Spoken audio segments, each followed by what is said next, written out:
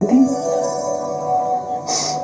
हाँ, केवल वो एक कुबड़ी आ रही है।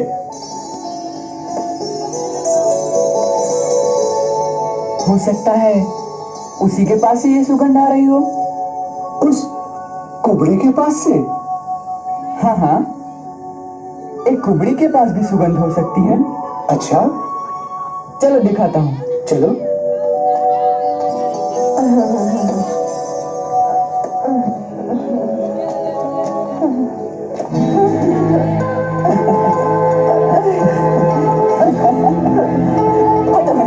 हटो यहाँ से,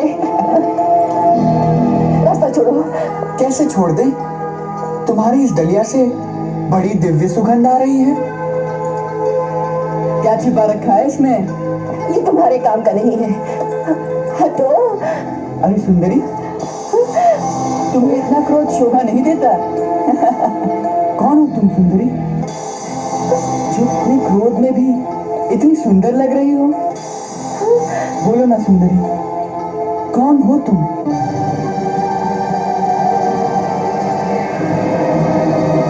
तुमने तुमने मुझे सुंदरी कहा? मुझे? हाँ, पहले पहले ये बताओ कि कौन हो तुम निर्दयी,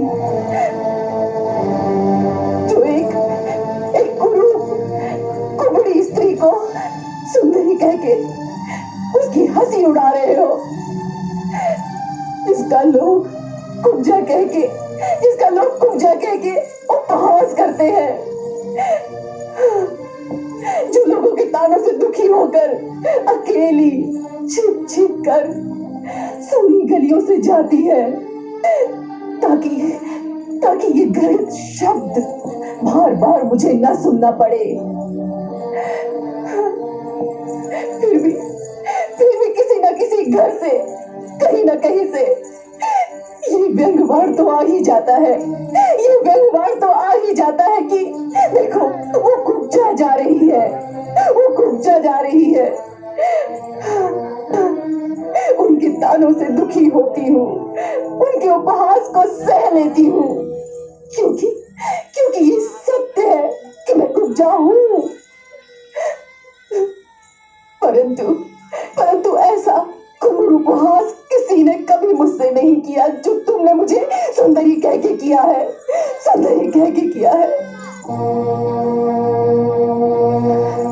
छे नहीं था तो तुम मुझे कुब्जा कह लेते, मैं सह लेती। परंतु ऐसा शब्द कहकर तुमने मेरे हृदय पर घाव कर दिया है। किसी दुखी दीन व्यक्ति का इस तरह उपहास नहीं करना चाहिए, जिससे कि उसका हृदय छलनी हो जाए,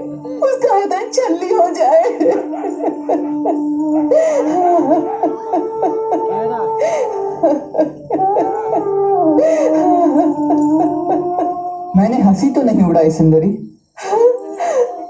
मैंने तो केवल वही कहा है जो सत्य है।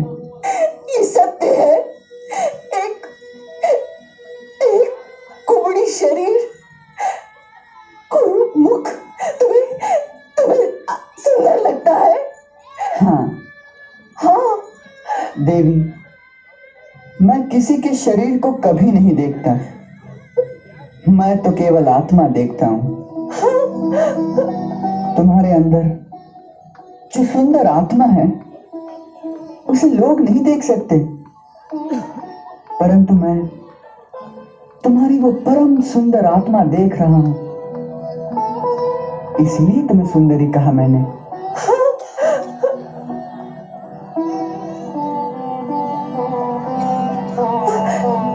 आत्मा की सुंदरता को किसने देखा है? शरीर तो कुरूप है ना, लोग तो उसी को देखते हैं। शरीर की कुरूपता और सुंदरता प्राणी के अपने कर्मों के अनुसार होती है, ये सदा नहीं रहती। ना ही सुंदरता सदा रहती है और ना ही कुरूपता सदा रहती है। बुढ़ापे में एक सुंदर शरीर भी मुरझा जाता है।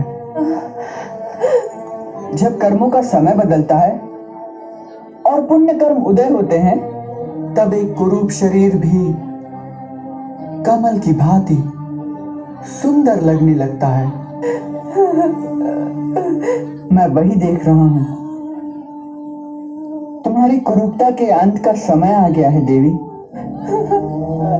जिस श्राप के कारण तुम्हें ये कुबड़ा शरीर प्राप्त हुआ था, उस श्राप की अवधि समाप्त हो गई है। हमारा विश्वास करो सुंदरी। वही तनिक स्थिर रहो, हम अभी दिखाते हैं। अरे अरे ये क्या कर रहे हो?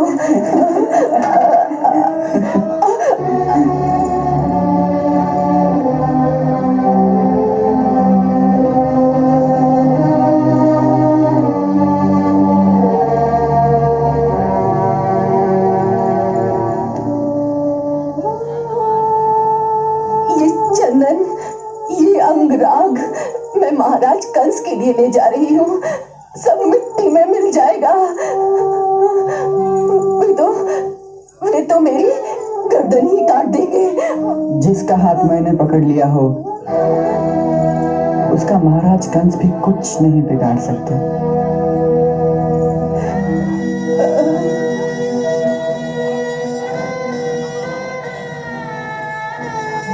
हमारा विश्वास करो सुंदरी। हमारे पास आ गई हो तो अब कंस के पास जाना नहीं होगा। यदि इस अंगराग का डर है तो ये डलिया हमें दे दो, अब इसका सेवन हम करेंगे।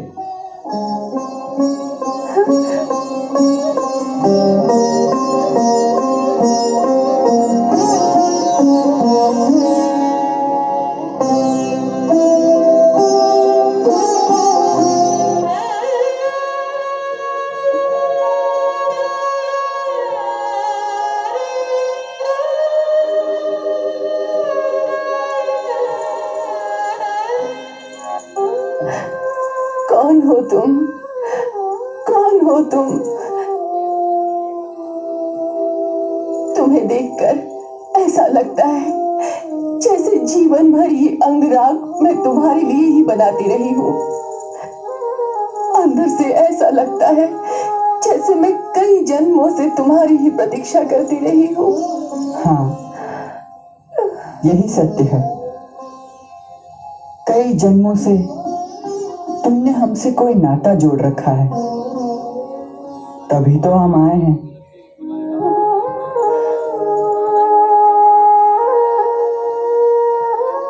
मैं जानती नहीं हूँ कि तुम कौन हो, परंतु आत्मा के अंदर से कोई आवाज दे रहा है कि ये चंदन, ये अंगराग तो क्या है पगली। अपना सर्वस्व इनके चरणों में समर्पण कर दे। यही तेरा सर्वस्व है, यही तेरा सर्वस्व है। ले लो प्रभु, ये सर्वस्व तुम्हारा ही है। नहीं नहीं नहीं नहीं, ऐसे नहीं दूंगी।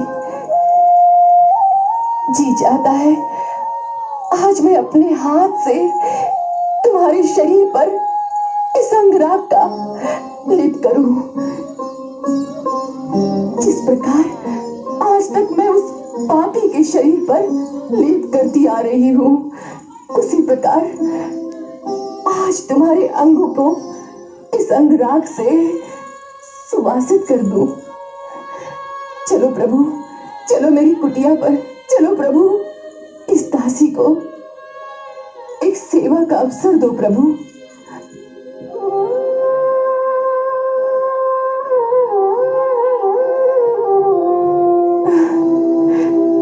अच्छी बात है,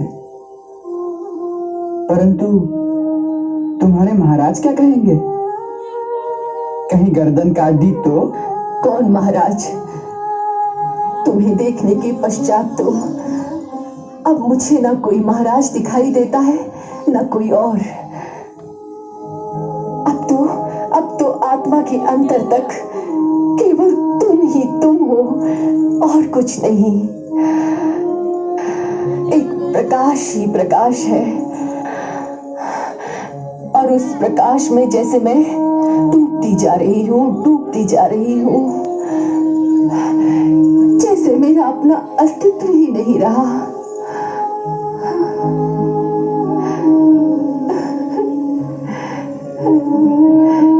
प्रभु,